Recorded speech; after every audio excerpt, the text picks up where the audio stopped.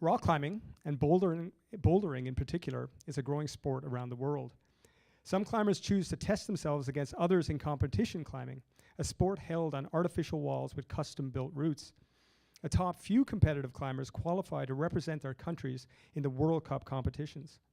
Last year, Tiffany Melius represented Australia in the Bouldering World Cups in Hamilton, Ontario, and Vail, Colorado. Please welcome Tiffany.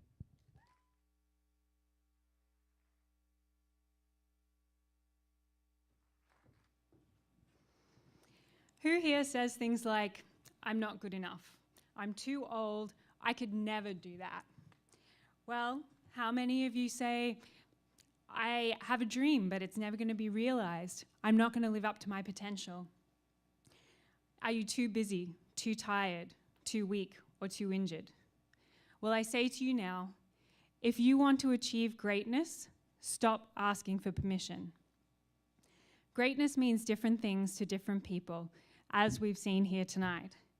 And to achieve it, you have to stop waiting for the perfect moment, for the best coach to come along, or for other people to believe in you. You have to stop holding yourself back and being your own worst enemy, and believe that it's okay for you to achieve and that you have the means to do it. In Lean In, Sheryl Sandberg quotes Peggy McIntosh on the imposter syndrome. Many people feel fraudulent when they are praised for their accomplishments. Instead of feeling worthy of recognition, they feel undeserving and guilty, as if a mistake has been made. Despite being high achievers, they can't seem to shake the sense that it is only a matter of time until they are found out for who they really are, imposters with limited skills or abilities. So the imposter syndrome found me in 2004 at the age of 19, after my first international competition, the Asian Extreme Games in Kuala Lumpur. I had built up my confidence through years of general training, months of specific training, and I was in the best shape of my life. I was a real contender for first place, and I ended up in 8th. I was devastated. I had tried, I had given it my all. I had risked my self-confidence on a belief that I could win, and I didn't even make the podium. I didn't quit climbing, but it had lost a lot of its fun for me. Even when I did well, I didn't feel like I deserved it because I had blown it in Kuala Lumpur. I refocused myself into organising competitions, and in 2006 I left Australia. I spent the next 4 years travelling to over 30 countries, climbing where there was climbing, living in Japan and the UK, and eventually settling in Vancouver. In England, I had started competing again after a 3-year break. Some of my friends there competed up on the World Cup circuit, but I never saw myself as one of them. They were in a different league. I didn't think it was even possible to aspire to be like them. I thought I was over the hill at 25. Maybe because of this lack of pressure, I remembered how much I enjoyed competing. When I came to Canada in 2010, I was out of shape and ready for a new life. I trained hard, trying to recapture the strength and self-confidence of my youth. I surprised myself by placing in a couple of competitions and even winning the Western Canada Regionals that year. My self-confidence was slowly coming back. I was competing more often, and I was feeling like I had paid whatever penance I had accrued, and finally achieving what I earned. But along with regained self-confidence came the pressure that I put on myself to perform. And then in my next competition, I dislocated my ankle, and so dislocated any plans I had as well. A few months later, the first Canadian World Cup was held in Canmore. I was injured, so I didn't compete, but my new Canadian boyfriend was setting routes, so I went out to spectate. I saw some of my friends and peers competing, and it occurred to me for the first time that maybe I could still do this international competition thing.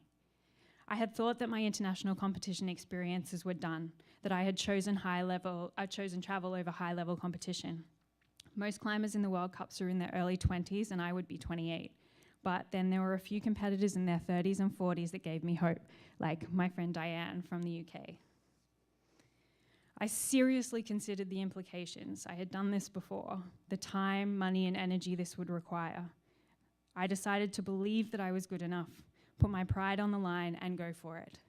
In October 2011, I applied for the Australian national team to represent my home country in the 2012 World Cups in Canada and the USA. I didn't fully believe that I deserved it or was good enough, but I thought I would leave that up to Sport Climbing Australia to decide. If I really did want to prove that representing Australia once wasn't a fluke, it was now or never. While I was waiting for a reply, I went on a climbing trip to Bishop, California. I fell off the last move of a boulder problem, missing my bouldering pad by just a few inches and fracturing my heel bone.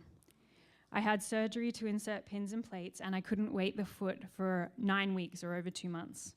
Rehabilitation was slow and frustrating, and again, I thought I had reached the end of serious competition climbing for Tiffany Melius.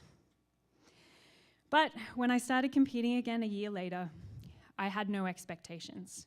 I was genuinely excited just to make finals in any given competition.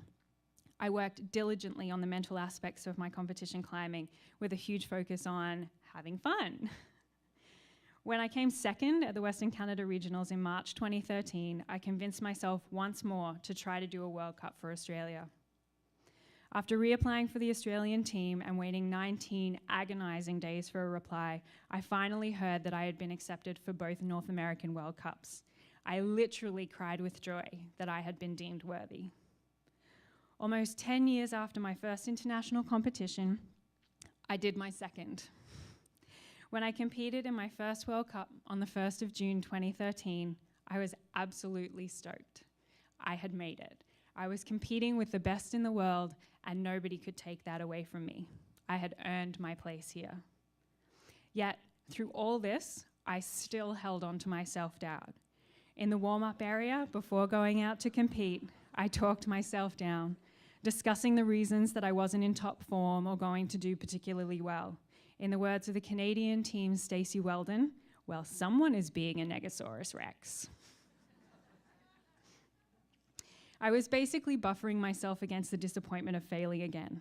I kept trying to remind myself that getting there was the achievement and the competition was the easy part. I was not a medal contender here, so all I had to do was enjoy the experience. In the end, not only did I compete, but I also made it through to the next semi-final round and ended up with a final placing of 18th in Canada. This placing also guaranteed me a spot on the Australian team for this year's North American World Cups. Thank you. And thus, I gave myself permission to be great, to succeed beyond what I thought was possible for me.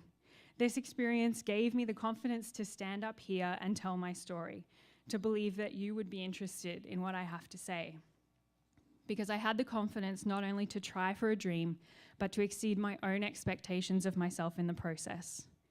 In the words of Jason Mraz in my now customary pre-comp song, I'm letting myself off the hook for things I've done. I let my past go past, and now I'm having more fun.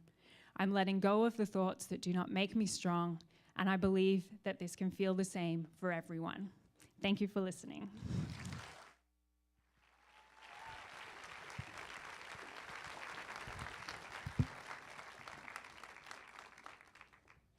Thank you. You know, the one thing that struck me, though, with your injury really was, did that change a perspective with you? I mean, in terms of moving forward, and really, what was the hardest thing to deal with that injury? So at the time when I was injured, I was actually working for the Rick Hansen Institute, which is obviously most people here probably know Rick Hansen works with people with spinal cord injuries.